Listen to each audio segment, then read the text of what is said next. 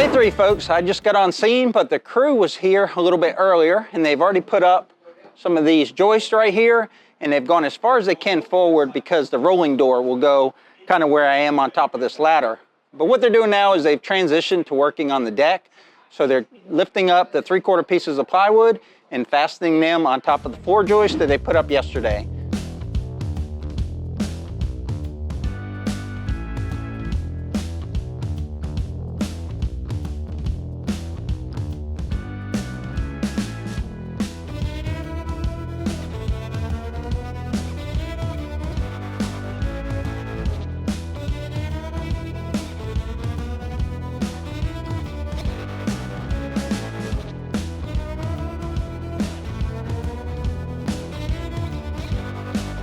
The guys left for lunch, but you can see behind me they got this loft area decked over, at least mostly decked over. Okay, this is the first look at the loft area. You can see that I can stand all the way up, no problem in here. Good storage space right here, and that whole height extends all the way over here. Whenever you build something, it always seems to, once it's done, maybe be a little smaller than you envisioned, but I thought this loft would be bigger. Now that I'm up on it, it's not as big as I thought it would be, but it's still going to be a great place to put stuff. And also maybe we can get some hay up here. But it is a good space. Glad we have it. And we didn't want to take too much away from where the animals are going to be down in there. And that space now looks smaller. And there's 1, 2, 3, 4, 5 12-foot bays in a 60-foot pole barn. So 2 of these bays on this side are taken up by the building or this structure, but the rest isn't. On that side, it's not. There's still 36 feet on that side and 48 feet on this side.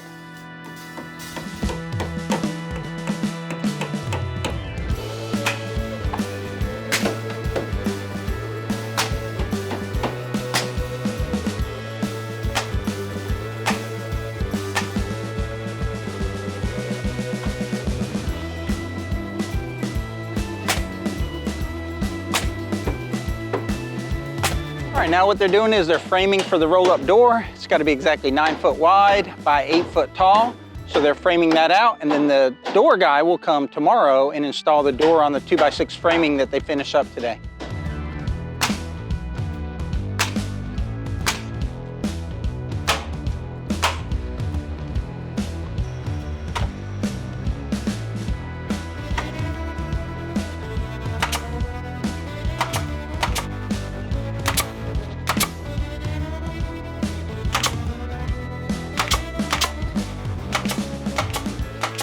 We're all decked over now. It's all nailed down, so the deck is completely done. So now what they have to do is build from the deck all the way up to the gable end, the peak there.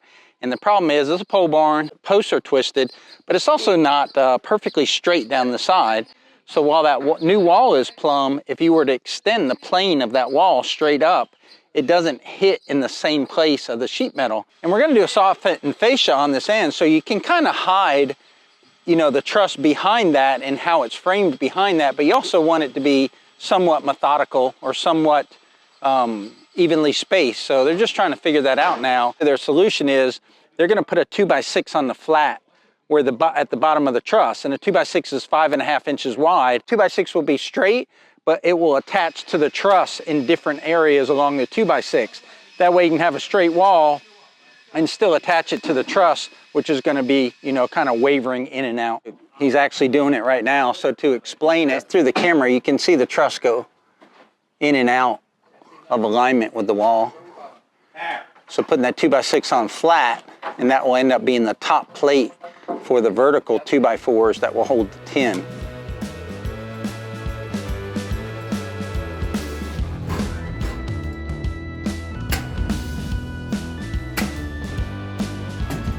Okay, we're gonna walk through here and get a quick update on day 3 and show you what it looks like inside of the space now that it's decked over the top. Now you can get a feel for the workshop, 12 by 32, and then turn into the feed room, 12 by 12. The window out of the feed room.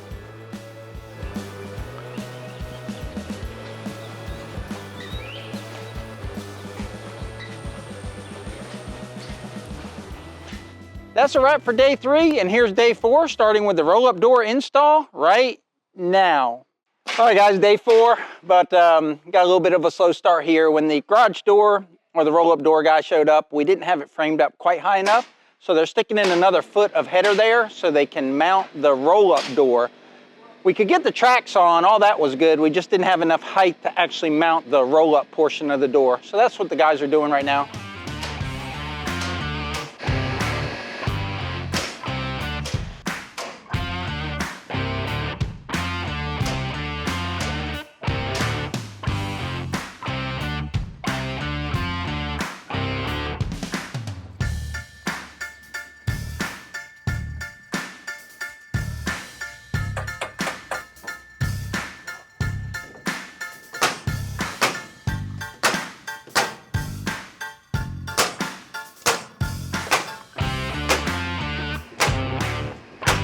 All right, this is the last window going in.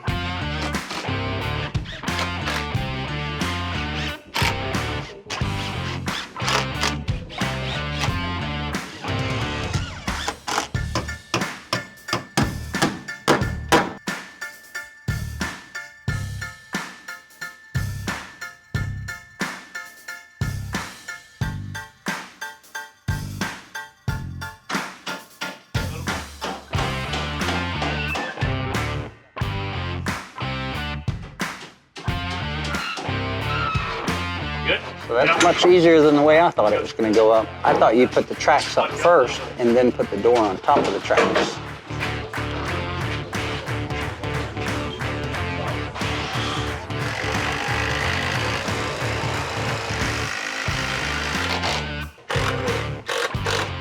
All right, it's installed, but it's not wound up. So to wind it up, you just turn it like that? Yeah, backwards, yes, sir. Turn it backwards. How do you know how many times to turn it? I feel the tension on it. Yeah, you've done them a few times? Yeah. So Keith said he's done 700 garage doors since Hurricane Michael, and that was October of 2018. So I'm pretty sure he knows what he's doing. What are we about to do here, Keith? We just cut it open, and we're going to pull it down for the first time, make sure everything runs right.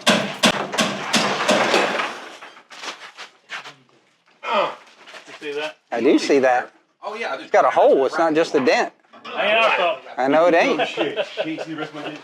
No, it ain't. Yeah, if it was just a little dent, I'd just paint over it, but that's a hole. Yeah. Well, guys, we have a beautiful roll-up door that's rolled down, but unfortunately, right there, there's a hole in it. Right there's a hole in it. On the other areas of the door, there's a couple little dents as well. So I probably would have accepted it with a couple little dents, but we can't accept it with that hole like that. And it's unfortunate because it went in relatively straightforward, and also all the gaps and everything are perfect on it. So 1 step forward, 2 steps back.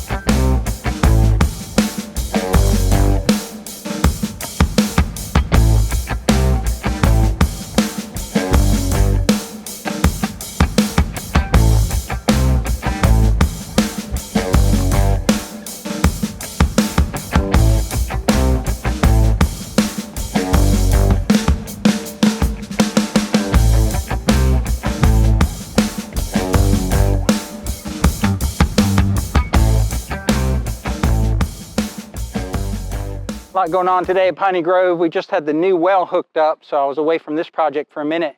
But the guys have been framing the east wall, so let's go over there and get caught up on what they've been doing.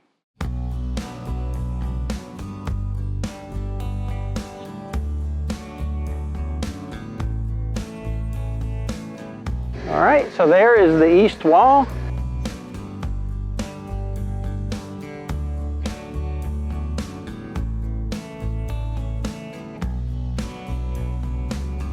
You've got the workshop on the end, then you have the feed room, and then the rest of it is the stalls, 8 foot up, and then we'll have 10 up to 8 foot. We'll have some drip edge on the top so the top boards don't get rotten, and then cattle panels the rest of the way so we don't get any varmints that come up and over. But while I've been messing with that well, and that'll be in a different video, they've gotten a lot of work done here. Had them go ahead and flash the windows. They don't normally do that on a pole barn, but I wanted this to be as leak-free as possible. So this is all treated lumber, so there should be no danger of it rotting. So the guys are putting in the box over top of the roll-up door now. Let's climb up this ladder and take a look. but they're building a box up and over the roll-up door. So roll-up door has that, you know, when the door is up, it's got that big round section of door that's rolled up, and they got to build a box around it. So the attic's going to have like this little step up in it. And the reason for that is so that things in the attic like hay or just different things up there, dust, debris, don't blow down into the shop. But they couldn't do that until the roll-up door was done, and almost didn't have the roll-up door done because the roll-up door had a hole in it. And we decided to keep the roll-up door even though it had a hole in it. We pushed out the bends around the hole, got that real nice and cleaned up, and then we painted it with some touch-up paint that was the exact match of the roll-up door color, and it all came out good. Saved a lot of delays in building this part of the pole barn, because if we had to wait for a new roll-up door, that was 4 weeks, plus the time to pull this one down and put up a new one, and we just didn't want to deal with that. The little hole and the little dent in the door just wasn't worth waiting and losing all that production time. Okay, the crew is left. Let's take a look and see what they got done on day 4. So we showed the roll-up door previously, and the windows, and the 2x4 framing along that east wall, and that's as far as they're going. They're not closing in the north end. If you look up top there, you see up in that eave, they've got that mostly framed in 2x6. That's day 4 of the Piney Grove pole barn enclosure. Stay tuned for day 5 coming up right now. All right, day 5.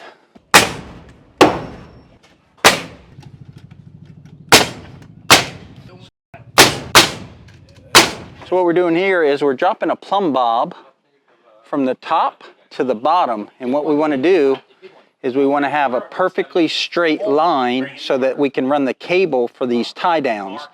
So we're going to have a tie down cable attached to that turnbuckle, and the cable's on the workbench back there, and that cable's going to go up through all that framing, through that framing up there, and then attached to the truss. What that's going to do is that's going to tie that truss all the way down to the concrete. So that cable has a working limit of 1,980 pounds, so that's how much force it'll take to break that cable, and what we're trying to do is keep that roof or those trusses from lifting. So on this side, to be equal distance, the window's in the way, and then the next J-bolt is way over here. So what we're going to do is in this open bay right here, we're going to put some more strapping on the bottom, and then we're going to put some strapping here and here, and then we're going to run a piece of all thread through here up to the truss. All thread is just a long bolt without a bolt head on it, and you can get it in various lengths, and that'll hold the top truss down to the decking or down to the loft, and then you won't have any lift on that side. So we've got our eye bolt up through the truss, and the cable comes through the framing down, and then they're going to attach it to this turnbuckle and then tighten it up.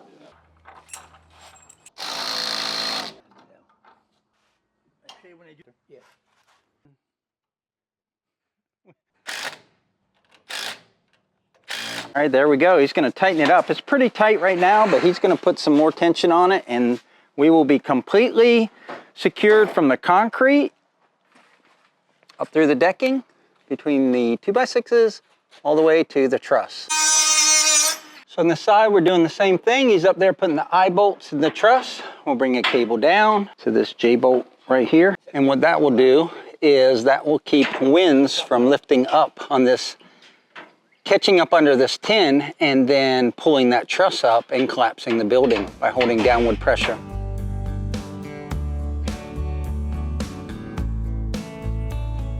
We got these studs put in on the west end, and then we got finished up the studs on the gable end.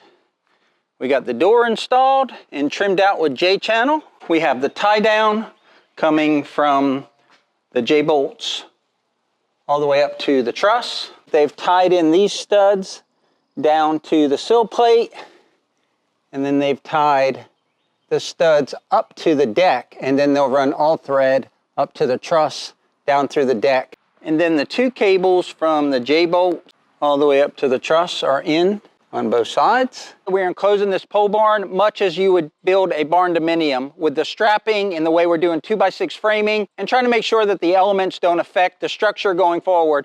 This building should definitely last our lifetime and probably a lifetime after that.